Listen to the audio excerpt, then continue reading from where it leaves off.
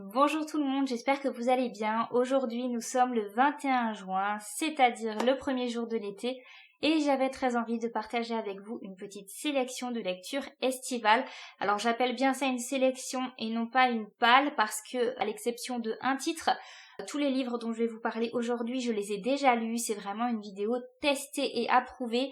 Ce sont des livres que personnellement je trouve très adaptés pour une lecture estivale et surtout des lectures pendant les vacances.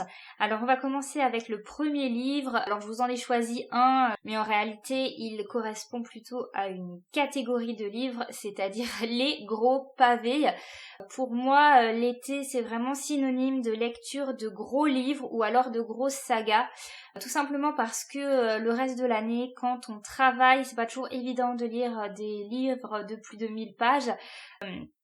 Forcément on a moins le temps, on a des périodes de lecture plus courtes et je trouve que ça saccade la lecture en fait quand on est obligé d'y revenir une dizaine ou une quinzaine de fois.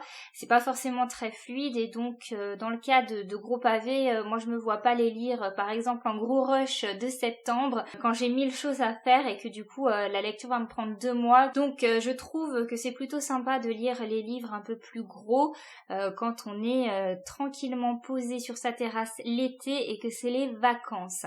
Là, je vais vous parler plus particulièrement d'Outlander. Je trouve qu'il se prête très bien à l'été parce que même si c'est un roman historique, la romance prend une place énorme et moi j'aime bien lire des histoires d'amour pendant l'été.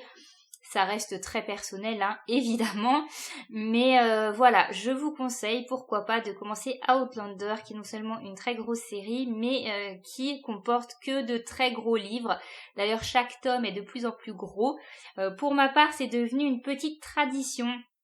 Je lis un tome par an pendant l'été. Alors, je vous avais déjà fait une vidéo qui était complètement dédiée sur Outlander, il me semble, où je vous disais que c'était la grosse catastrophe avec le deuxième tome.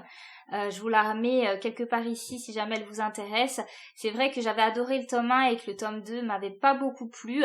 Mais finalement, j'avais persévéré dans l'histoire, j'avais lu le tome 3 et en fait, depuis, ça se passe plutôt bien. C'est pour ça que je vous en parle aujourd'hui. Et cet été, j'ai bon espoir de lire le 5e tome. On va ensuite parler roman feel good et pour ça j'en ai 2 à vous présenter. Le premier, il s'agit de La petite boulangerie du bout du monde de Jenny Colgad. J'avais vraiment beaucoup aimé ce livre, je ne sais plus si je l'ai lu en été, mais maintenant je peux vous le dire. Je pense que c'est un livre qui se prête bien au beau jour. L'histoire de cette fille un petit peu paumée dans sa vie de citadine et de femme toujours à 1000 à l'heure en train de se donner à fond dans son boulot. Et voilà, elle plaque tout, elle se retrouve sur une île paumée, elle ouvre une petite boulangerie dans une espèce de maison délabrée. Ça parle de reconstruction, c'est doux, c'est agréable, il y a aussi une petite romance. Franchement, j'ai beaucoup aimé cette lecture et j'espère que j'aurai l'occasion de lire la suite cet été, en l'occurrence Une saison à la boulangerie. Le deuxième roman dont j'ai envie de vous parler, il s'agit de La cerise sur le gâteau d'Aurélie Valognes. Vous le savez maintenant, j'aime beaucoup les romans d'Aurélie Valognes, je les trouve très bienveillants, très doux, ils me font vivre 1000 émotions. Et pour le coup, j'ai trouvé que La cerise sur le gâteau était peut-être celui qui me faisait un peu moins pleurer, qui me faisait plus rigoler. Je crois que l'été, c'est détente, le mot d'ordre. C'est un livre où on va notamment suivre un couple de jeunes retraités, et donc c'est idéal de lire ça l'été, je crois, puisque la retraite, finalement, c'est un petit peu synonyme d'un été éternel. Donc voilà, c'est un livre que je vous conseille, qui aborde 1001 sujets. C'est d'Aurélie Valognes, hein, c'est une très belle plume, ça se lit vite, et bon, c'est un petit bonbon. Pour moi, l'été, c'est aussi synonyme de polar. Alors, il faut bien avouer que je suis plutôt une toute petite lectrice de polar, mais de temps en temps, je ne boude pas mon plaisir à l'idée de lire une enquête policière.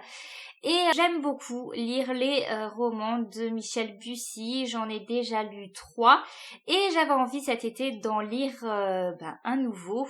Du coup, ce livre-là, je peux très peu vous en parler parce que je n'ai pas encore lu, mais vous allez voir, je l'ai choisi quand même aux petits oignons. Il s'agit de Un temps assassin, je me suis rendu compte que c'était un roman qui se passait en Corse en plein été, donc franchement, quoi de mieux?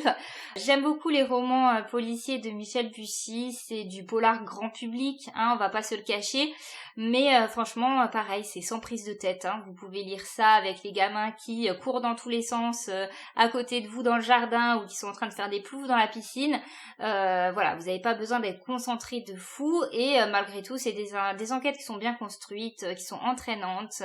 Franchement, moi, j'ai adoré les 3 précédents que j'ai lus, donc, et il me semble qu'il s'agissait de Nympha Noire. Alors là, gros coup de cœur monumental, hein, celui-là, je vous le conseille, mais 1 million de fois. J'ai lu Maman à tort, que j'ai adoré, même s'il a été beaucoup plus dur pour moi à lire, parce que ça parle beaucoup d'un enfant et de maman, donc bon, j'ai pris les choses très à cœur. Et qu'est-ce que j'ai lu d'autre? J'ai lu Un avion sans aile également, qui est, je pense, celui que j'ai le moins aimé, mais j'ai passé également un bon moment de lecture. Donc voilà, tout ça pour vous dire que cet été, c'est sûr, je vais lire Un temps assassin. Un temps assassin, je vous dis une bêtise depuis le début, je vous dis pas le bon titre, c'est quand même incroyable. Bien évidemment, je vous parle de Le temps est assassin. Bon, vous avez la couverture, donc tout va bien. Je ne pouvais pas ne pas faire figurer un roman ado dans cette vidéo. J'ai donc envie de vous parler de Les Petites Reines de Clémentine Beauvais. Un roman ado que j'ai pris beaucoup de plaisir à lire. C'est l'histoire de 3 jeunes filles qui sont en surpoids, qui supportent toute l'année scolaire de nombreuses moqueries de la part de leurs camarades et qui décident de faire le tour de France en vélo et de vendre des boudins. Tout un programme, c'est une histoire qui est très rigolote et en même temps qui aborde des sujets très sérieux et des sujets très graves, hein, on peut le dire.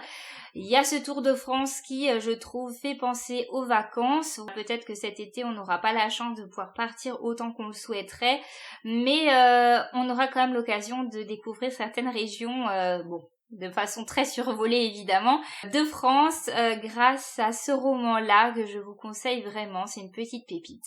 Pour finir, j'avais envie de vous parler de 3 documentaires, je pense qu'on peut les appeler comme ça. Alors ça, c'est encore une fois quelque chose de très personnel, mais c'est vrai que l'été, j'aime bien lire des livres qui sont de la non-fiction, parce que des fois, on a envie de mettre un petit coup de peps dans sa vie ou d'opérer un petit ou gros changement, et souvent, l'été, c'est aussi le moment où on a plus le temps. Donc le premier livre que je vous ai sélectionné, c'est Comme par magie, qui a été écrit par Elisabeth Gilbert. Je trouve que c'est un livre qui encourage à se lancer dans un projet quel qu'il soit.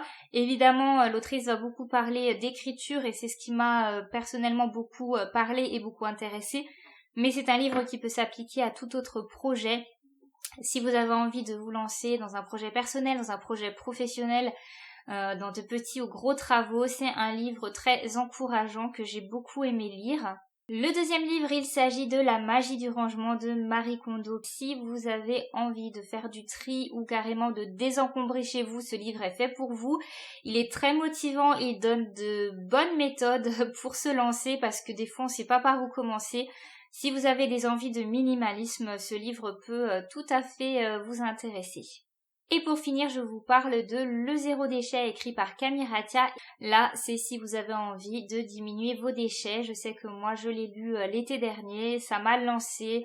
Je crois que quand on a envie de mettre, on va dire, sa petite pierre à l'édifice, qu'on a envie de faire son petit geste quotidien pour préserver la planète, il faut bien commencer quelque part. Des fois, c'est pas évident non plus. On sait pas par quel bout prendre le problème. On ne peut pas tout faire tout de suite. Je trouve que ce livre est très abordable, il est très pédagogique et très ludique. Il vous donne plein de petites astuces pour vous lancer dans la réduction de vos déchets tranquillement.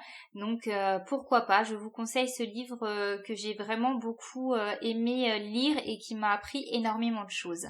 Voilà, c'en est tout pour ma petite sélection de l'été. Je suis très curieuse de savoir quels sont les livres que vous avez envie de lire vous. Peut-être que vous en avez rien à fiche d'ailleurs, mais c'est vrai que moi, c'est quelque chose que je fais depuis des années. J'ai tendance à associer beaucoup mes lectures à la saison en cours. Je ne saurais pas vraiment expliquer pourquoi, mais j'aime bien faire ça. Donc voilà, c'était un petit plaisir pour moi de vous faire cette vidéo aujourd'hui. Je vous souhaite de très belles lectures et je vous dis à la semaine prochaine pour une nouvelle vidéo. Bye bye!